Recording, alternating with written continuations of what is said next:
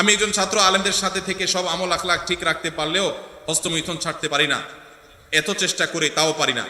ভাইরা আমার, আমাদের তরুণ ভাইরা অনেকেই ধ্বংসের পথে চলে যাচ্ছে, হারাম গুনাহে লিপ্ত হয়ে যাচ্ছেন, অনেকে বাঁচতে পারছেন না। উপায় কি?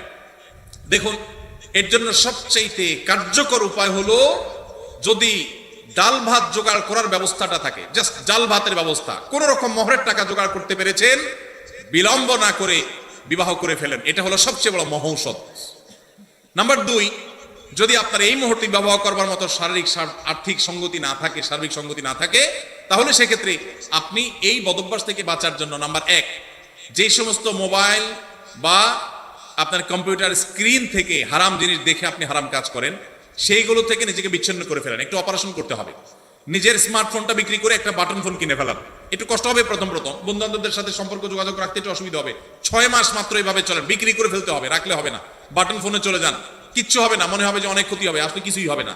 আপনার ইমান আমল রক্ষা করার জন্য এইটুকু স্যাক্রিফাইস যদি আপনি করতে পারেন, দেখবেন ইনশাআল্লাহ বদভ্যাস দূর হয়ে গেছে। নাম্বার 3, সাধারণত এই পাপের পাপীরা নির্জনতার এই সময়টাকে কাজে লাগায়।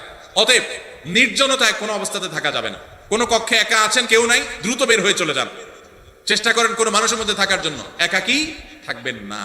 এবং সেই সাথে আল্লাহর কাছে চোখের পানি ফেলে দোয়া করবেন, দ্রুততার সাথে মোহর এবং হালাল টাকা জোগাড় করে দ্রুততার সাথে বিবাহ করে ফেলবেন। বাপ মা যদি অহেতুক বিবাহ পিছায় আর আপনি বিবিকে, স্ত্রীকে পালার মতো মিনিমাম ব্যবস্থা থাকে, তাহলে আপনি নিজ উদ্যোগে বিবাহ করে ফেলবেন। তারপরে চরিত্র হেফাজত করতে হবে ইনশাআল্লাহ।